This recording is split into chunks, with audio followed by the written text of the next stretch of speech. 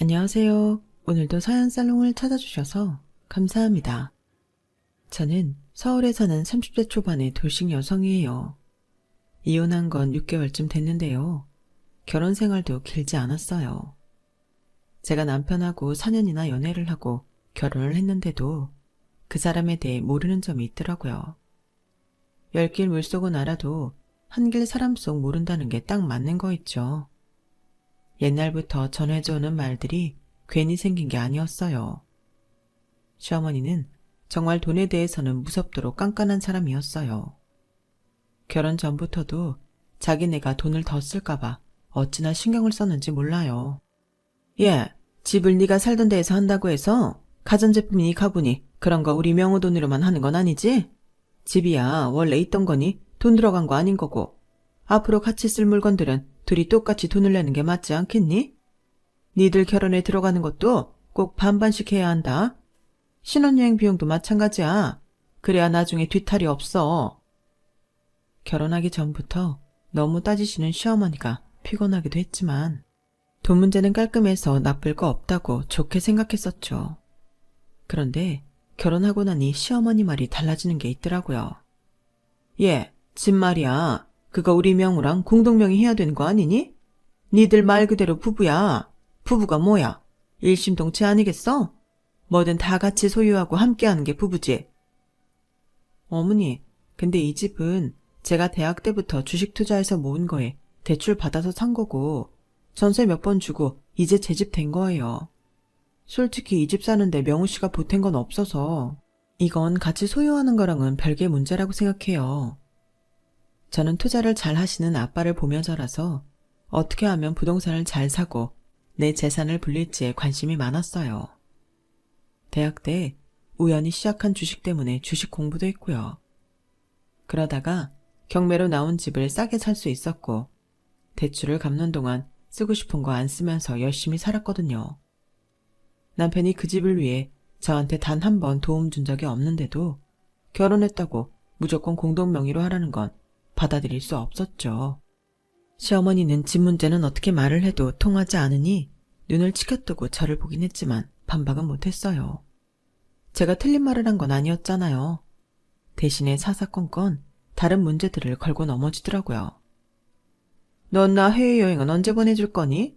내 친구들 보면 며느리들이 돈 없어도 자기 용돈 아껴서 시어머니 여행 보내주고 그러더라. 넌 어떻게 있는 집에서 컸다는 애가 그렇게 짠순이니? 너는 니네 타고 다니는 차만 차고 내 차는 아무거나 타도 된다니? 나도 앞으로 한 10년은 더 운전할 텐데 늙은 사람이 타고 다니는 차 좀 봐라. 누가 보면 진짜 자식도 없이 불쌍하게 혼자 사는 노인네인 줄 알 거야. 이건 곧 네 망신인 거야. 그러니까 차 좀 바꿔다오. 이토록 요구하는 게 많은 시어머니는 정작 저 결혼할 때도 그렇고 결혼하고 나서도 제대로 된 선물 하나 해준 적이 없었어요. 시댁은 그야말로 평범한 집이었고 시아버지가 돌아가시기 전 재산을 많이 까먹어서 지금 시어머니가 사는 집도 전세였거든요. 그러니 시댁에 뭘 바랄 수 있는 것도 없었죠. 저희는 아빠가 작지만 탄탄한 투자회사를 운영하셔서 먹고 사는데 큰 어려움도 없었고 부모님도 윤택하게 지내셨어요. 저희 친정이 먹고 살만하다는 건 시댁에서도 알고 있었어요. 그럼에도 결혼 전에는 혼수 준비든 뭐든 무조건 반반으로 하자고 지나칠 정도로 깔끔을 떠는 시어머니를 보며 친정에 기대려고 하지는 않겠구나 싶었죠. 그런데 결혼을 하고 나니 사람이 숨기고 있던 모습을 드러내더라고요. 사실 친정에서는 제 결혼을 그다지 반기지는 않았어요. 저희는 엄마가 일찍 돌아가셔서 아빠와 언니 그리고 저 세 식구거든요. 아빠는 특히 걱정이 많으셨죠. 내가 볼 때 박서방이 뭔가 열심히 할 사람으로 보이지를 않아. 요즘이야 남녀 구별 없이 능력 있는 사람이 일 잘하면 먹고 산다지만 결혼이라는 게 한쪽 능력으로 너무 기울면 잘 되지를 않더라. 언니도 옆에서 아빠 말을 거들었어요. 나는 네가 학벌이 안 좋은 것도 아니고 직업이 없는 것도 아닌데 꼭 명우랑 오래 사귀었다고 결혼해야 되는 건지 잘 모르겠다. 팔이 안으로 굽어서가 아니라 솔직히 네가 너무 아까워. 언니, 근데 우리 4년이나 사귀었잖아. 이 정도 사귀고도 헤어지지 않는 거 보면 이게 인연 아니겠어? 원래 진짜 인연은 옆에 있는 거라고 하잖아. 자꾸 딴 데서 찾는 거 아니라고 다들 그러더라고. 명우 씨 괜찮은 사람이니까 우리 잘 살 거야. 내가 결혼할 사람만 있었어도 네가 이렇게 서두르지 않았을 것 같은데 괜히 내가 미안하네. 그런 거 아니야. 나 명우 씨랑 결혼하고 싶어. 그래서 하는 거야. 사실 아빠는 심장이 안 좋으셔서 몇 년 전 한번 쓰러지셨고 그때 수술을 받았지만 그다지 상태가 좋으신 건 아니었어요. 아빠가 크게 내색은 하지 않으셨지만 의사분이 하시는 말씀이 아빠가 돌아가시기 전에 농담으로 사위 한 명이라도 봤으면 좋겠다고 하셨다던 얘기를 들었어요. 꼭 그 말 때문에 제가 남편과 결혼을 한 건 아니었지만 아주 영향을 받지 않은 건 아니었어요. 그래서 언니도 저한테 미안하게 생각했지만 저는 정말 괜찮았어요.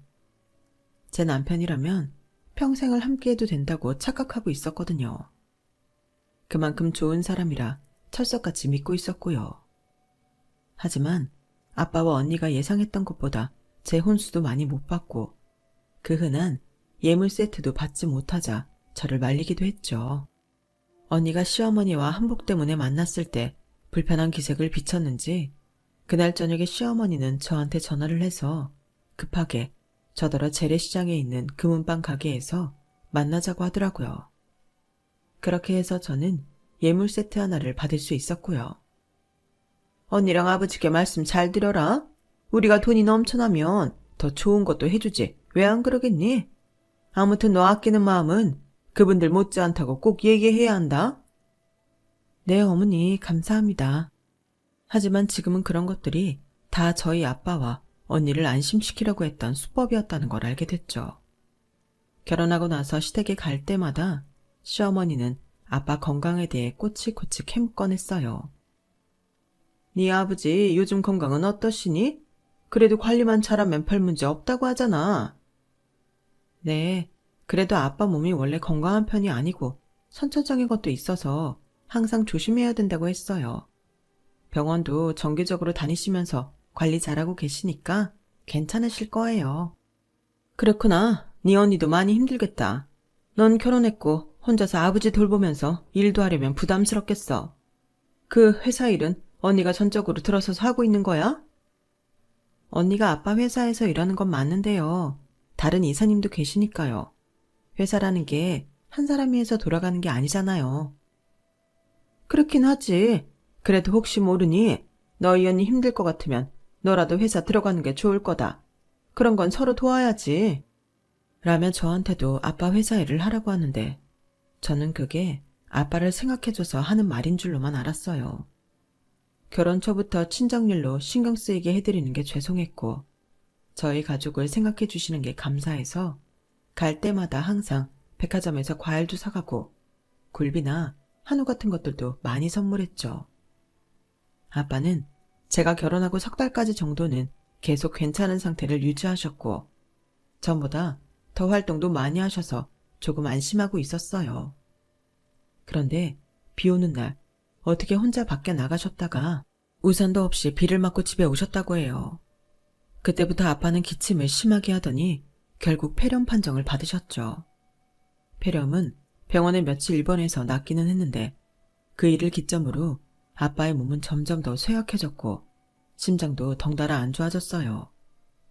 결국 폐렴이 완치되어 퇴원하셨던 아빠는 일주일 후에 다시 병원에 입원하셨고 저와 언니는 담당 의사로부터 이제는 어떻게 될지 모르겠다는 말을 전해 듣게 되었어요. 아빠도 어느 정도 짐작을 하셨는지 그때부터 자꾸 변호사를 부르시더라고요. 아빠가 주변 정리를 하려는 게 보여서 저는 너무 심란했어요. 아빠, 왜 자꾸 병원으로 변호사를 부르고 그래? 퇴원해서 만나면 되잖아. 여기서는 그냥 푹 쉬기만 해. 왜? 여기 변호사 오는 게 싫으냐? 그래도 아빠가 해야 할 일은 해야지. 아빠가 자꾸 곧 어디 가버릴 것처럼 보여서 그렇지. 아빠, 아직 더 살아야지. 손주도 보고 나랑 언니랑 해외여행도 같이 가고. 그러게, 너무 바쁘게 살아서 온 가족이 함께 해외로 여행 가본 적이 없네. 무슨 영화를 보겠다고 이렇게 바쁘게만 살았나 모르겠다. 라며 힘없이 말씀하시는 아빠를 보니 너무나 속상했어요.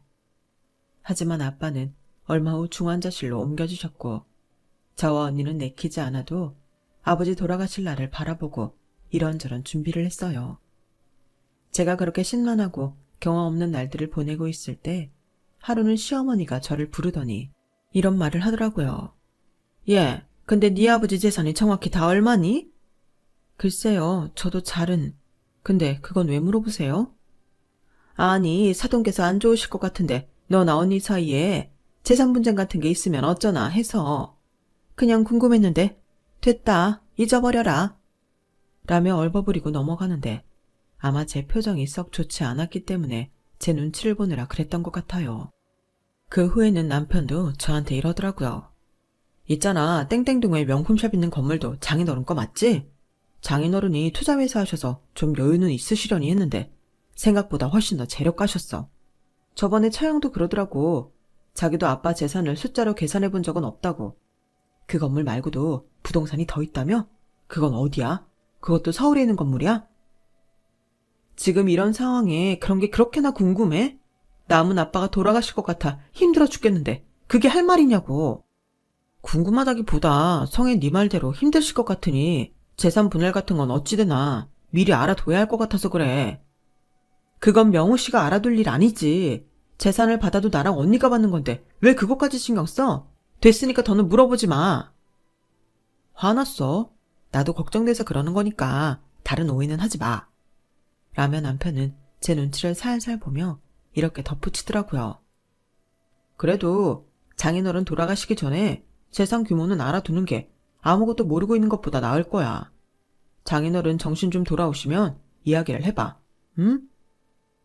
그런 건 내가 알아서 할게. 아까도 말했지만 신경 쓰지 마.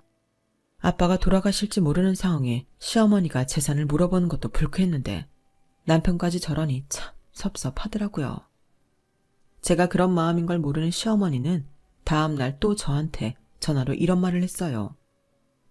이제 마음에서 보내드릴 준비는 된 거지? 그러면 변호사한테라도 알아봐서 네 몫이 어느 정도인지 잘 알아둬라. 네 언니한테 조금이라도 더 가고 그러면 안 된다. 요즘은 자식 간에 큰애 작은애가 어디 있니? 다 공평하게 받아야 되는 거야. 알겠어? 어머니, 저희 아빠 아직 안 돌아가셨어요. 왜 자꾸 이런 말씀을 하세요? 어머니 이러시니까 꼭 저희 아빠 재산에 관심 있으신 것 같아 보여요. 정말 그러세요? 저랑 언니가 아빠 재산을 어떻게 나누든 그건 이미 아빠가 정하셨을 테니 저는 상관하고 싶지 않아요. 그러니까 어머니도 더는 그런 말씀 하지 마세요. 예, 나는 너 생각해서 한 말인데 네 태도가 참 그렇다. 네가 지금 아무리 마음이 안 좋아도 그렇지 이게 시애미한테 할 소리냐? 나 참 별일을 다 보겠구나. 남 좋은 일 해주려고 하다가 이렇게 무한 당해보기도 처음이다. 너 아버지 돌아가시면 이제 우리밖에 없지 않니? 우리가 네 가족이라고. 그런데 어디서 그렇게 싸가지 없이 굴어? 나훈 참. 하며 전화를 탁 끊는데 정말 가족이라고 생각한다면 아빠가 돌아가실까봐 애가 타는 제 앞에서 그런 말을 할 수 있겠어요? 뭐가 저를 생각한다는 건지 정말 어이없더군요. 저는 그때부터 조금씩 시어머니와 남편에 대한 신뢰심에 의심이 생겼어요. 거기에는 또 다른 이유도 있었는데요. 코로나로 인해 아빠 면회도 제대로 못하는 상황이었지만 항상 병원 주변에 있었고 시시각각으로 아빠 상태를 듣느라 정신이 없었거든요. 그런데 시어머니는 제 신용카드를 달라고 하셔서는 오만대에 가서 별걸 다 샀더라고요. 게다가 그걸로 막 풀리기 시작한 해외여행 항공권까지 샀고요. 하지만 당시에 저는 그런 걸 일일이 따지고 싸울 여력도 없었어요. 대신 병원 앞에 온 남편한테 한마디 하긴 했죠. 그런데 남편의 태도도 정말 가관이었어요. 성희야, 엄마가 건강해서 그렇게 돈 쓰고 다니는 것도 감사하지 않아? 장인어른 봐봐. 저렇게 되시니 돈이 쌓여 있어도 한 푼 쓰지 못하잖아. 너도 장인어른하고 어디 가지도 못하고 속상하잖아.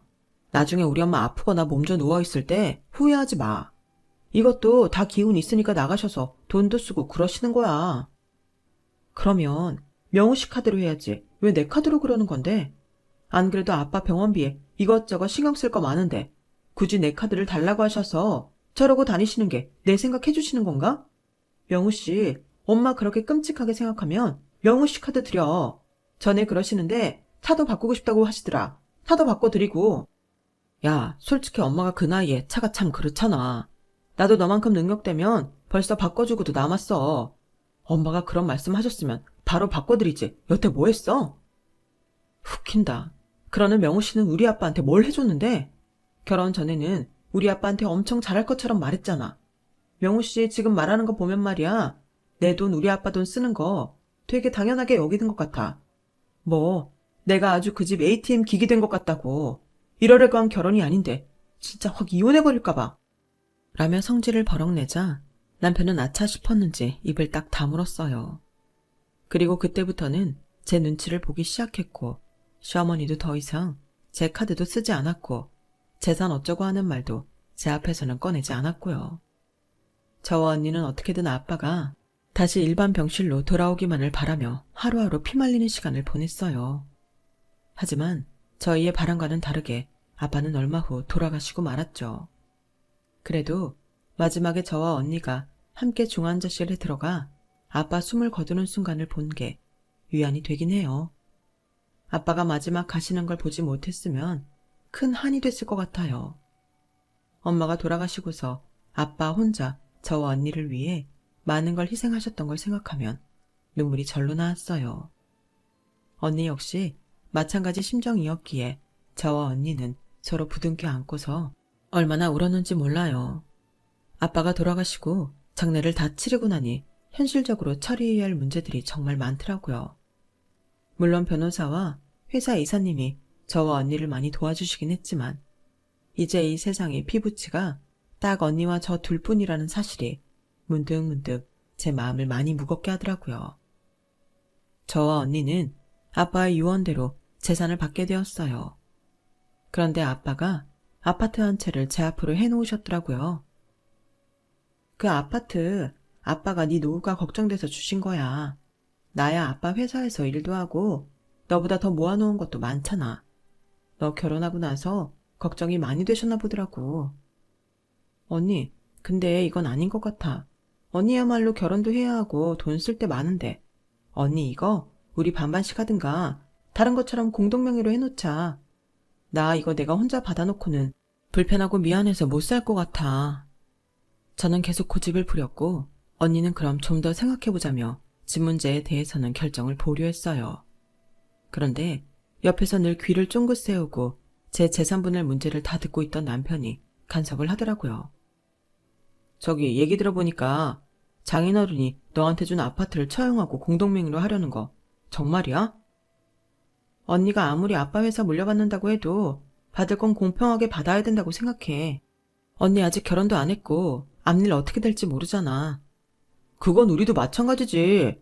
우리 앞날에는 무슨 일이 있을 줄 알고 네 앞으로 해준 아파트를 공동명의로 해. 성혜 너는 왜 그리 욕심이 없냐? 자매지간이 아무리 좋아도 결국에는 남남이야. 나중에 그 아파트나 다른 재산 때문에 싸움 날 수도 있어. 그냥 장인어른 유지대로 성이 네 걸로 해. 아빠 뜻을 거스르는 것도 아니고 언니와 더 잘 지내려고 그러는 거야. 명우 씨는 나랑 언니가 그 아파트 하나 때문에 의의가 상할 사이로 보여? 그것보다 왜 자꾸 명우 씨가 우리 아빠 유산 문제에 나서려고 해? 이건 나랑 언니가 알아서 할 거니까 신경 쓰지 마.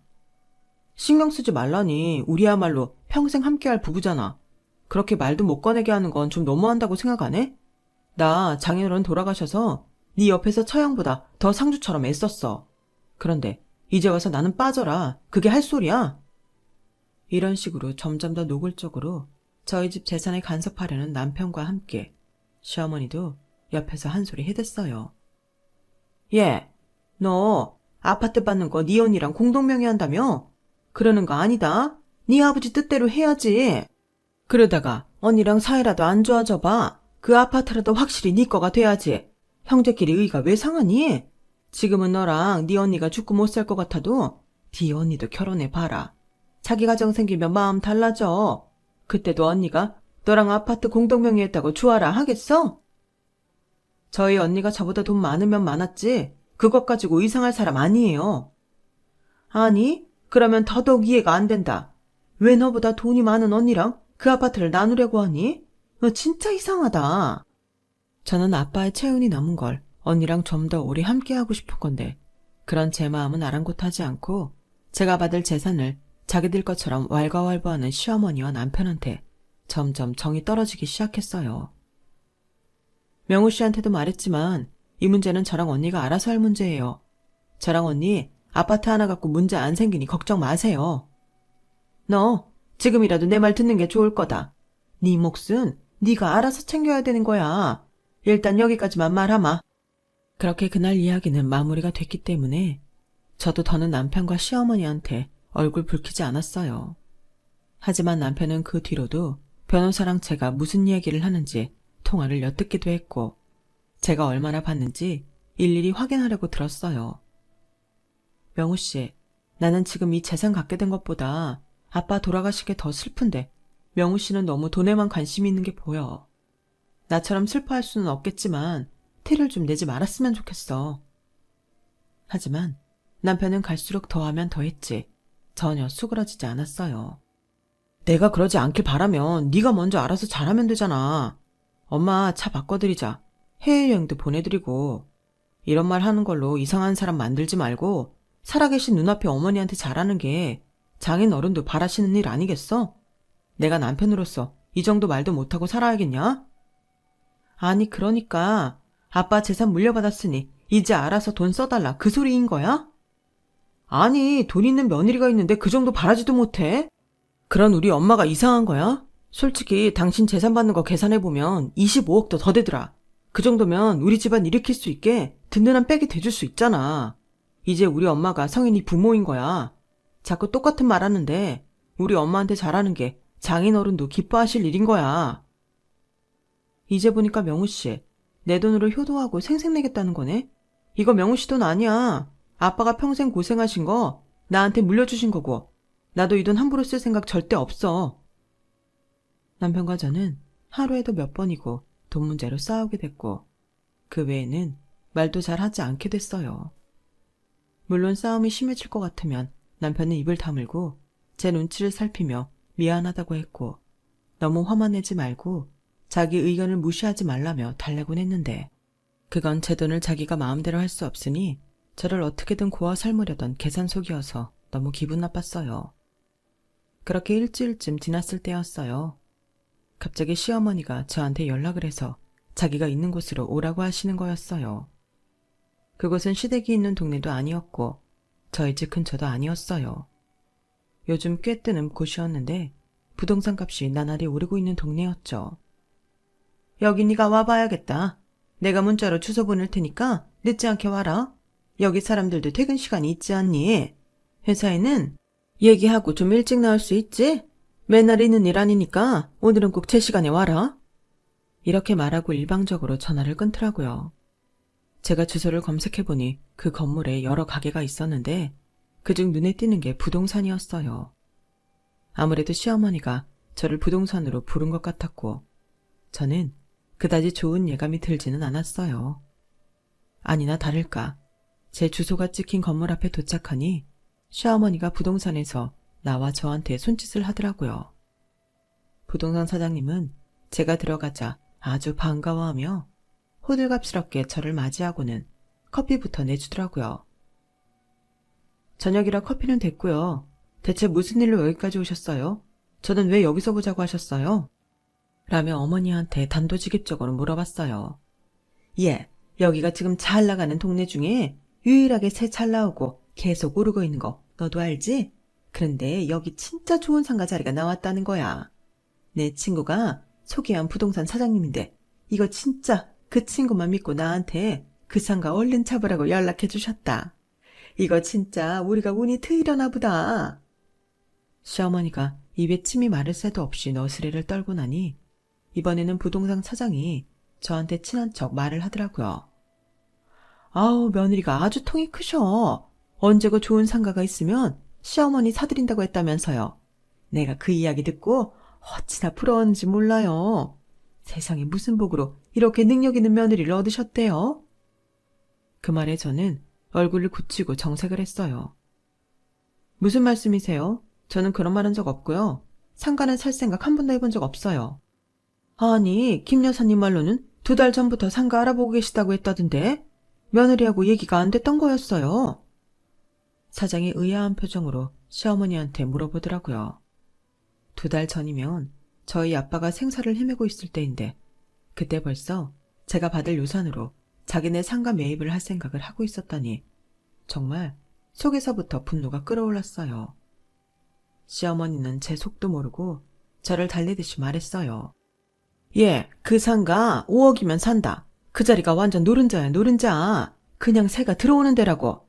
네가 받은 돈에서 별로 안 되는데 그 돈 못 쓰니? 아니 얘가 진짜 돈이 많거든요. 이 정도 상가는 얘한테 아무 문제도 아니에요. 아, 내가 진짜 친구한테 일찍 말해두기를 너무 잘했네. 이렇게 딱 제때 매물이 나왔으니 말이에요. 그럼 며느리께서 오늘 계약금 넣어주고 가시는 거죠? 라며 부동산 사장이 제 얼굴을 쳐다봤어요. 저는 부동산 사장과 시어머니를 보며 단호하게 말했어요. 저 상가 사고 싶으면 어머니가 사세요. 어머니 돈으로요. 집 전세를 빼든 어디서 빌리든 해서 사시라고요. 제 말에 시어머니는 표정이 싹 변했고 부동산 사장은 눈치만 봤어요. 혹시 오늘 계약 못하셔도 제가 며칠은 기다릴 수 있으니까 며느리하고 상의하시고 다시 오셔도 돼요. 부동산 사장은 그렇게 말했지만 저는 뒤도 안 돌아보고 그 자리를 박차고 나왔어요. 시어머니는 놀라서 저를 쫓아왔지만 저는 혼자 차를 타고 와버렸어요. 정말 너무 화가 나서 손이 덜덜 떨릴 지경이었죠. 하지만 시어머니는 제 뒤를 이어 곧장 집에 찾아와서 난리를 쳤어요. 너 어떻게 남 앞에서 내 위신을 그런 식으로 깎아먹니? 나를 그렇게 망신줘도 되는 거야? 내가 네 시어머니야. 어디 시어머니한테 며느리가 남 앞에서 창피를 당하게 만들어. 됐으니까 상가 살 돈이나 내놓거라. 우리는 어차피 한 배를 타고 가는 가족이야. 그 상가 나중에 결국 다시 너한테 다 돌아간다. 나한테 다른 자식이 있는 것도 아니고 명우 하나인데 너는 내 깊은 속도 모르고 어떻게 그렇게 무안을 줄 수 있어? 그건 어머니 생각이고요. 저는 상가를 살 마음이 전혀 없어요. 게다가 저희 아빠 어떻게 될지 모를 때 상가 알아보고 계셨다니 저야말로 배신감에 어쩔 줄 모르겠네요. 제가 그렇게 말하자 시어머니는 뜨끔한 표정을 지었지만 끝까지 뻔뻔하게 이렇게 말하더라고요. 내일까지 다시 생각해봐라. 그때는 부동산 사장 앞에서 신뢰 많았다고 정중히 사죄도 드리고. 시어머니가 가고 얼마 안 돼서 남편이 왔고 남편도 저한테 똑같은 소리를 하더라고요. 정혜 너 오늘 부동산에서 엄마 곤란하게 했다며? 너는 진짜 왜 그러냐? 그런 자리에서 어머니 체면을 구겨놓으면 어떡해. 내가 말했지. 이제 우리 엄마가 네 부모인 거라고. 돈 생겼는데 그 정도 효도도 못해? 그게 무슨 효도야. 효도하고 싶으면 명우 씨가 돈 벌어서 명우 씨 돈으로 상가 사들여. 그러면 되겠네. 야, 나도 너처럼 운 좋게 돈 많은 아빠 밑에서 태어났으면 이러고 있겠냐? 그랬으면 나도 엄마한테 효도하며 살았어. 지금 돈 많은 아빠 못 만나서 엄마한테 효도 못한다는 거 그런 말이야? 그거 다 핑계지. 하고자 마음만 먹으면 왜 못해? 왜 네가 하고 싶은 효도를 나한테 떠넘겨? 내가 언제 그런 상가를 사드리겠다고 했냐고. 그리고 나서 저는 방으로 들어가 커다란 여행용 가방에 남편 짐을 아무렇게나 집어넣었어요. 그걸 본 남편은 당황해서 저를 잡고 이러지 말라고 했지만 저는 남편의 손을 뿌리치고 짐을 쌌어요. 뭐 하는 짓이야? 지금 나더러 나가라 이런 거야? 이까진 일로 나보고 나가라고? 그게 말이 돼? 그냥 나가는 거 아니고 이혼하는 거야 이혼. 나 박명호 너하고 이혼할 거라고 이 인간아. 아니 내가 뭐 그리 잘못했다고 이혼을 한다고 해. 돈이 많이 굴러들어왔는데 그 돈으로 우리 엄마 차랑 상가 하나도 못 해준다는 게 말이 되냐고. 그러니까 그거 말이 된다고 해줄 여자 찾아. 나는 죽어도 그렇게 못하겠으니까. 우리 아빠 돌아가실까봐 나랑 언니가 그렇게 애달아하고 슬퍼할 때 내 카드로 호의호식 다 하고 그것도 모자라서 상가까지 미리 알아보고 다니고 여행 간다고 항공권을 끝이 안 나. 그런 사람이 어떻게 내 가족이야? 내 친아빠 죽음을 이런 식으로 이용해 먹는데. 나 이혼 못해. 난 절대 못하니까 어디는 해볼 테면 혼자 해봐. 너 부인 재산 가지고 그런 식으로 강요하는 게 이혼 사유 안 될 것 같아? 지금이 어떤 세상인데 내 돈이 네 돈이 되니? 우리한테 그럴 정도의 의리라도 있나? 너는 우리 집에 눈꽃만큼도 의리가 없는데 내가 왜? 세상에 남의 아빠 죽음을 자기네 집 재산 불리는 기회로 이용하는 그런 인간들하고 어떻게 살아? 난 못 사니까 당장 나가. 저는 가방을 집 밖으로 던져 내놓았고 남편을 떠밀어 밖으로 쫓아낸 뒤에 문을 닫아버렸어요. 현관 비밀번호도 바꿔버렸고요. 남편은 배를 눌러대고 문을 쾅쾅 두드리다가 앞집에서 나와 항의하자 어쩔 수 없이 가방을 들고 엘리베이터를 타더군요. 저는 다음날 바로 이혼 소송을 제일 잘한다는 변호사를 알아봤고 시어머니는 계속 저한테 문자와 전화를 해대며 이런 식으로 나와서 저한테 좋을 게 하나도 없다고 말 같지 않은 말만 해대더군요. 남편 역시 이혼이 능사가 아니라며 이혼하고 나도 저한테 좋은 일 없을 거라는 말을 했고요.